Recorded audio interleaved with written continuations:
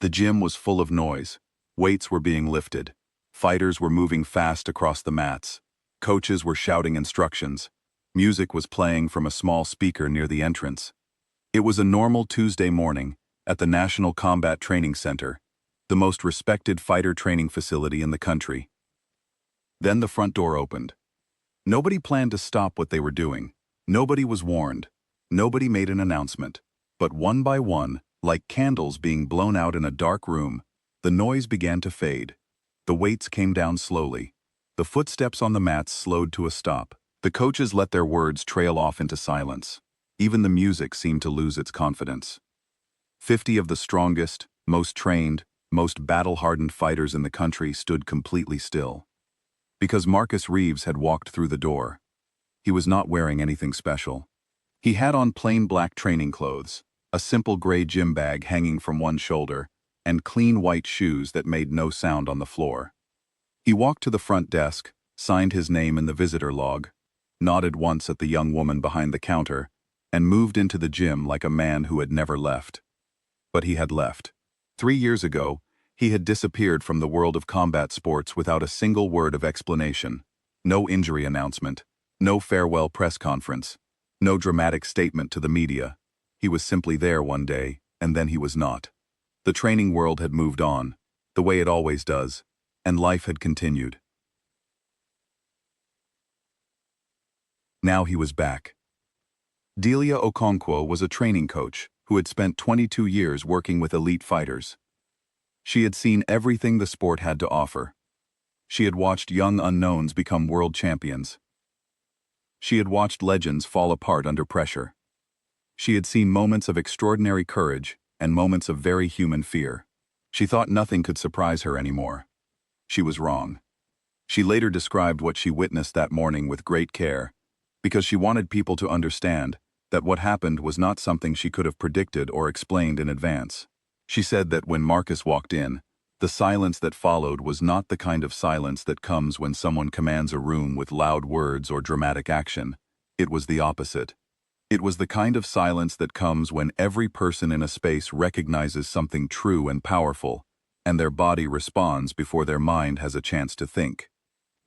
It was automatic, she said, like when animals sense a change in the weather before it happens. Nobody decided to stop. They just stopped. Marcus did not look around the room to see who was watching. He found an open space near the far wall, set his bag down quietly, and began to stretch. His movements were slow and careful, the way a person stretches when they are serious about preparing their body and not showing off for an audience. There was no drama in what he was doing. There was no performance. And yet, nobody looked away. To understand why that morning meant so much, it helps to understand who Marcus Reeves was before he disappeared. He had started training at the age of 14 in a small gym that no longer exists, in a neighborhood that had very little to offer a young man with energy and nowhere to put it. His first coach was a retired fighter named Gerald Holt, a quiet man who spoke very little but knew more about the human body and the human mind than almost anyone in the sport. Gerald saw something in Marcus in the first week of training. He later said he could not explain what it was exactly. He just knew.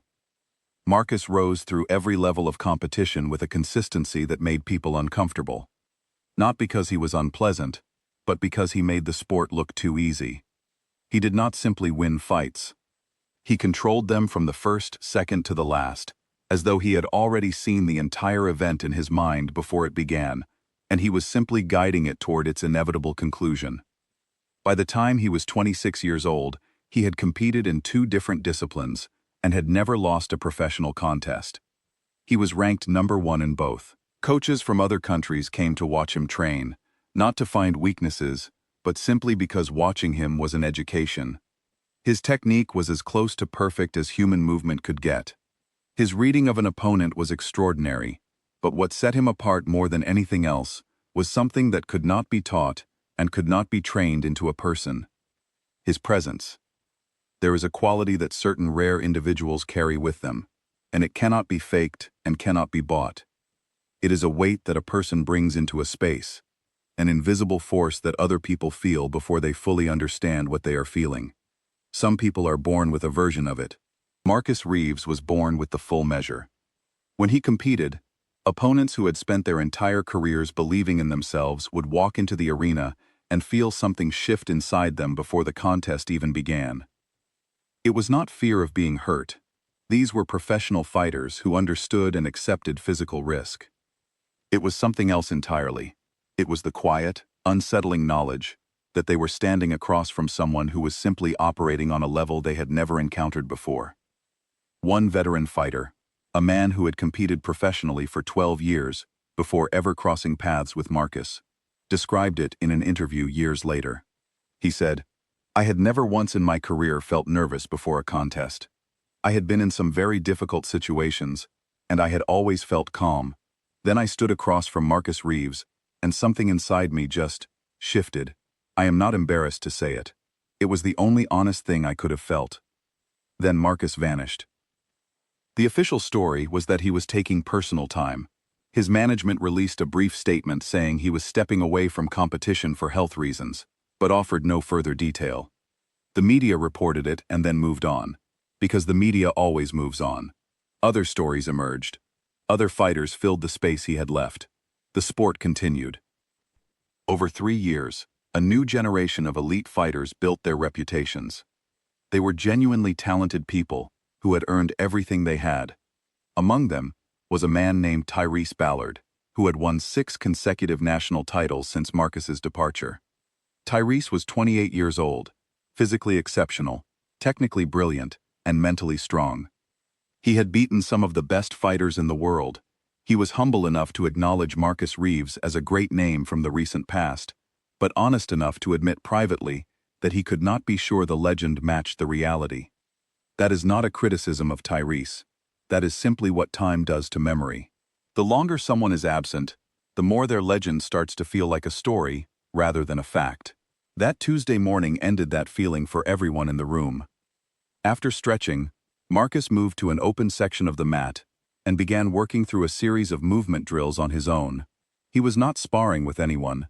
He was not demonstrating anything for anyone's benefit. He was simply training, the way he had always trained, with complete focus and no interest in anything outside of what he was doing. But what those watching were seeing was something that stopped the rational mind and replaced it with pure observation. His speed was not the speed of a man returning from 3 years away from elite competition. It was the speed of someone who had, somehow, improved. His movement was not just fast, it was precise. There was no wasted motion anywhere in his body. Every step, every shift of weight, every rotation of his shoulders had a purpose, and that purpose was executed with a cleanliness that made experienced coaches want to reach for a notepad. His physical conditioning was remarkable. 3 years was a long time in any athlete's career. Most professionals who step away for that length of time return in a diminished state, regardless of how hard they worked during their time away. The sport demands too much. The specific demands of elite competition training cannot be replicated by general fitness. Everyone in that gym knew this. And yet, what they were seeing did not match what they knew. People who had been in the middle of intense training sessions found themselves drifting toward the edge of the mat. Not all at once, and not because anyone suggested it. It happened the way things happen when they are genuinely unavoidable. A fighter would glance over at Marcus for a second, and then the second would stretch into a minute, and then they would realize they had stopped moving entirely and were standing still, watching. Within 40 minutes, the training floor had completely reorganized itself. The majority of the people in the room were at the edges, watching Marcus work. The weights were still. The conversations had ended. The music from the small speaker near the entrance had been turned off at some point. Nobody could remember exactly when or who had done it. Tyrese Ballard was sitting on a wooden bench at the far end of the gym. He had arrived that morning with a full training plan for the day. He had goals to meet and specific work to complete before an upcoming competition. He was a disciplined professional who did not waste training time. He did not train for the remaining hour and a half. He sat on that bench and he watched, and the expression on his face was one that his training partners had never seen before. It was not anger. It was not embarrassment. It was something much quieter and more honest than either of those things. It was the expression of a person who has just encountered a truth they were not entirely prepared for, and who is deciding whether to look away from it or simply sit with it. Tyrese chose to sit with it. Later, when journalists asked him about that morning, he did not avoid the question, or give a polished, carefully managed answer. He was direct in a way that required some courage, because athletes in his position rarely admit to being anything less than completely confident. He said, "I have competed my whole life. From the time I was a child, I believed that I was as good as anyone in a room. That belief carried me through everything. That morning, sitting in that gym, was the first time in my life I truly understood what it felt like to be a spectator. Not a competitor, a spectator." He paused before adding one more thing. He said, "And I want to be clear. He did not do anything to me. He did not look at me. He did not speak to me. He did not know I was sitting there watching him. The room did that. The truth of what I was seeing did that. That matters." Marcus trained for 2 hours and 10 minutes. When he was finished, he took a long drink of water, wiped his face with a small towel, placed everything back in his gray bag, zipped it closed, and walked back across the gym toward the exit. He stopped once, briefly, to exchange a few quiet words with Delia Okonkwo, who happened to be standing near the door. Nobody heard what was said.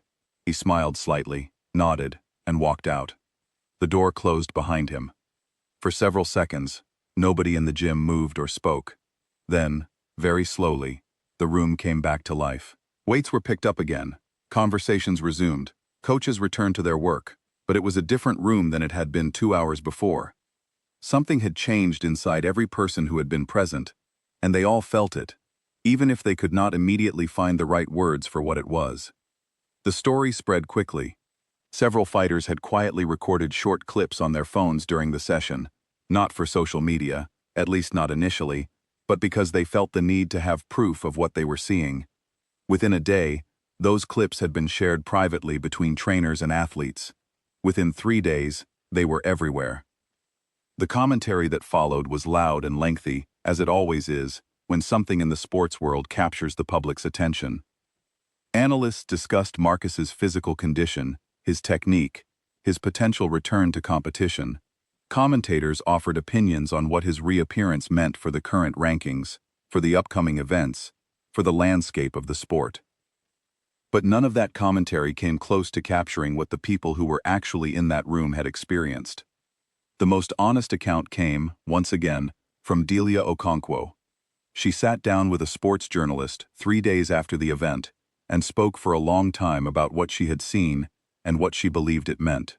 She was thoughtful and careful with her words, because she wanted to be fair to everyone involved, to Marcus, to the fighters who had been present, and to the sport itself. She said that what happened that morning was not about intimidation in any ordinary sense. Intimidation, she explained, is something that is done to a person. Someone makes a threat, or demonstrates force in a way that is designed to make another person feel smaller. That is not what happened. Nobody was threatened. Nobody was diminished by anything Marcus did or said. What happened, she said, was something rarer. She called it the experience of encountering genuine truth.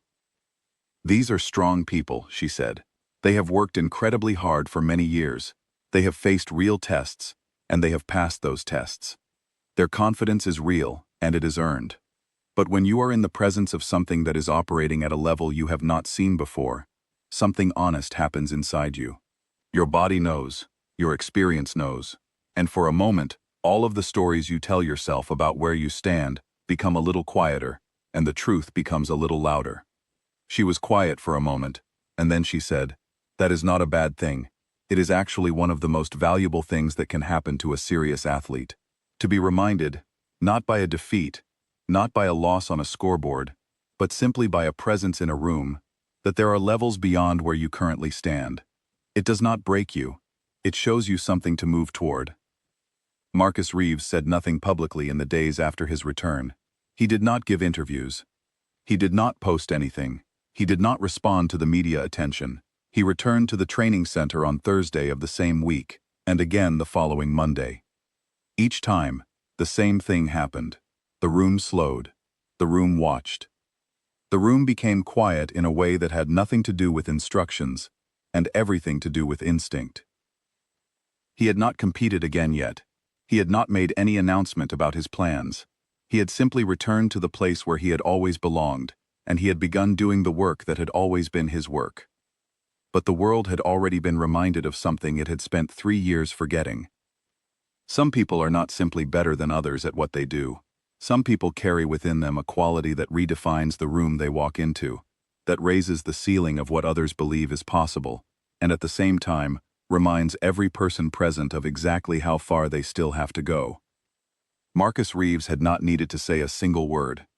He had not needed to compete, or challenge, or perform, or prove anything to anyone. He had simply walked in. And that had been more than enough.